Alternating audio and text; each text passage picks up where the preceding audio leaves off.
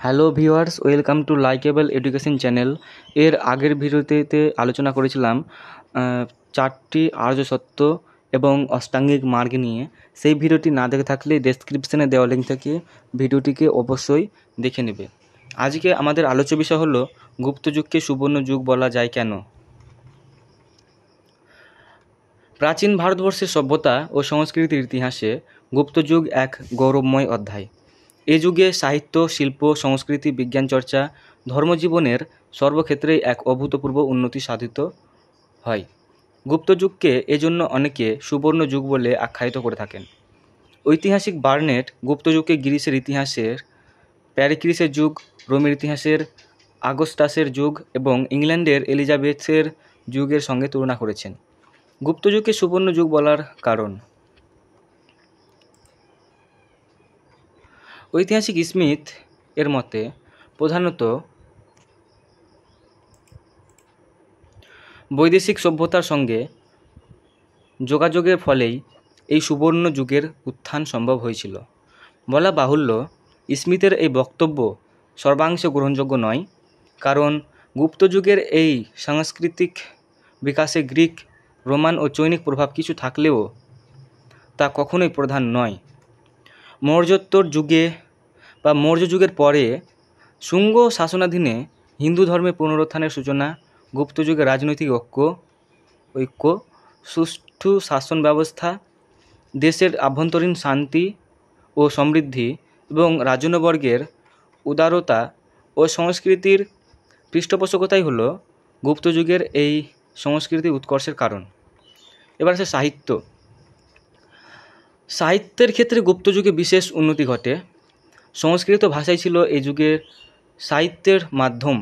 তবে এই যুগকে সংস্কৃত ভাষার পুনরুত্থানের যুগ হিসেবে চিহ্নিত করা যায় না, কারণ মৌর্য যুগে সংস্কৃত ভাষা রাজানুগ্রহ থেকে বঞ্চিত হলেও সংস্কৃত কিন্তু কখনোই অবলুপ্ত হয়নি। সংস্কৃত সাহিত্যের এই যুগে নব উন্মেষালিনী প্রতিভার আবির্ভাব হয়। সম্রাট সমুদ্রগুপ্ত সুপণ্ডিত ও সুসাহিত্যিক ছিলেন, এগুলো মনে রাখবে একটু। তার উপাধি ছিল কবিরাজ বা শ্রেষ্ঠ কবি। বিশেষ গুরুত্বপূর্ণ একটি লাইন, তার উপাধি কী ছিল, অর্থাৎ সমুদ্রগুপ্তের উপাধি ছিল কবিরাজ বা শ্রেষ্ঠ কবি। এলাহাবাদ প্রশস্তিতে তার সভাকবি হরিসেনের কবি প্রতিভার স্বাক্ষর ফুটে উঠেছে। দ্বিতীয় চন্দ্রগুপ্তের মন্ত্রী বীরসেনও একজন বিখ্যাত কবি ছিলেন। গুপ্ত যুগকে ভারতীয় দর্শন ও ধর্মশাস্ত্র রচনার স্বর্ণযুগ বললে অত্যুক্তি হয় না। বিশিষ্ট দার্শনিক ডক্টর সর্বপল্লী রাধাকৃষ্ণনের মতে দার্শনিক চিন্তার ক্ষেত্রে এই যুগে বহু মৌলিক তত্ত্বের সৃষ্টি হয়। যাজ্ঞবল্ক্য স্মৃতি, কাত্যায়ন স্মৃতি, ব্যাস স্মৃতি, বৃহস্পতি স্মৃতি, দেবল স্মৃতি, নারদ স্মৃতি প্রভৃতি স্মৃতিশাস্ত্রগুলি এই যুগে রচিত হয়। অষ্টাদশ পুরাণে বেশ কয়েকটি এই যুগে পরিবর্ধিত ও পরিমার্জিত হয় এবং রামায়ণ ও মহাভারত তাদের বর্তমান রূপ পরিগ্রহ করে। এবার বিজ্ঞান চর্চা। গুপ্ত যুগে চিকিৎসাশাস্ত্র, ধাতুবিদ্যা, রসায়ন, গণিত, জ্যোতিষচর্চা, মনীষার অভূতপূর্ব উন্নতি ঘটে। ধন্বন্তরী ও বাগভট্ট এই যুগেই তাদের চিকিৎসা সংক্রান্ত গ্রন্থগুলি রচনা করেন। অনেকের ধারণা যে বিখ্যাত শল্যবিদ সুশ্রুত এই যুগের মানুষ ছিলেন। সেনাবাহিনীর সুবিধার্থে এই যুগেই প্রথম পশু চিকিৎসা সম্বন্ধে গ্রন্থ রচিত হয়। ধাতুবিদ্যা সম্পর্কিত জ্ঞানের যথেষ্ট উন্নতি হলেও এই যুগের বিশেষ কোনো ধাতু নির্মিত দ্রব্য মেলেনি।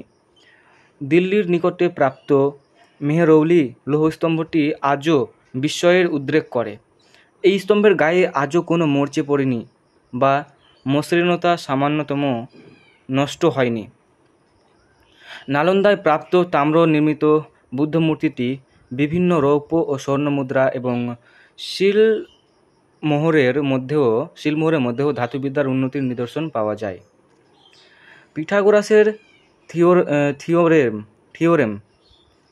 থিওরেম এবং ত্রিকোণমিতির সাইন, কোসাইন প্রভৃতি চিহ্নের সঙ্গে ভারতীয়রা পরিচিত ছিলেন।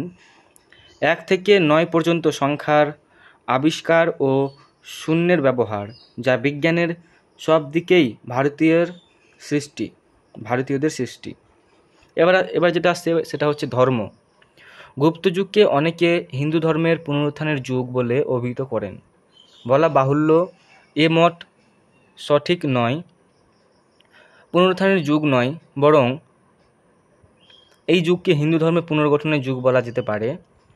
হিন্দু ধর্ম কখনোই অবলুপ্ত হয়নি।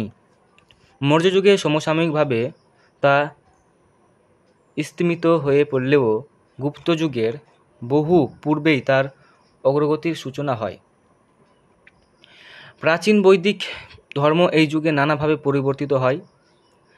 এই যুগে বৈদিক দেবতা ইন্দ্র, বরুণ, মিত্র তাঁদের গুরুত্ব হারিয়ে ফেলেন এবং শিব, বিষ্ণু, কার্তিক, গণেশ, দুর্গা, কালী, লক্ষ্মীর উপাসনা শুরু হয়। তাঁদের পূজার জন্য নতুন নিয়মকানুন ও পদ্ধতি রচিত হয়। বৈদিক যাগযজ্ঞের গুরুত্ব কমে আসে এবং ভিত্তিমূলক ধর্মের বিকাশ ঘটে। এবার হচ্ছে স্থাপত্য, ভাস্কর্য ও চিত্রকলা। স্থাপত্য, ভাস্কর্য ও চিত্রকলা প্রভৃতির দিক থেকেও গুপ্ত যুগে এক সৃজনশীল যুগ। এই যুগে পূর্ববর্তী স্থাপত্য রীতির চরম বিকাশ ও নতুন রীতির সূচনা দেখা যায়। পাথর কেটে বৌদ্ধ, জৈন ও হিন্দু গুহা মন্দির স্থাপন এই যুগের অন্যতম বৈশিষ্ট্য। অজন্তা, ইলোরা, উদয়গিরির গুহা মন্দিরগুলি এর প্রকৃষ্ট উদাহরণ। মন্দির স্থাপত্যের ক্ষেত্রেও গুপ্ত যুগ এক নবযুগ। গান্ধার শিল্পের প্রভাব খর্ব করে এই যুগে ভাস্কর্যের এক নতুন রীতি গড়ে ওঠে। সারনাথের প্রাপ্ত বুদ্ধমূর্তি হল এই যুগের ভাস্কর্যের শ্রেষ্ঠ নিদর্শন। চিত্রশিল্পের ইতিহাসেও এই যুগ গুরুত্বপূর্ণ অধ্যায়। বর্ণে ও রেখায়, ভাবে ও ব্যঞ্জনায় এগুলি অতুলনীয়। জলরঙে অঙ্কিত অজন্তা ও ইলোরার প্রাচীন চিত্রগুলি বিশ্ববিখ্যাত।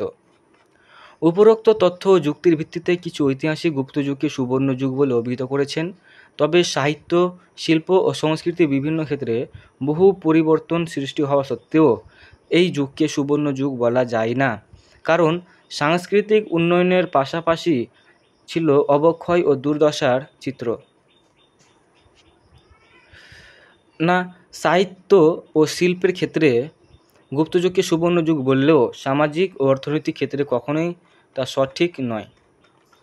তাহলে ভিউয়ার্স, আজকের আলোচনা এই পর্যন্তই ছিল। ভিডিওটি যদি একটুকু ভালো লেগে থাকে তাহলে অতি অবশ্যই চ্যানেলটিকে সাবস্ক্রাইব করবেন এবং লাইক করবেন। তাহলে ধন্যবাদ।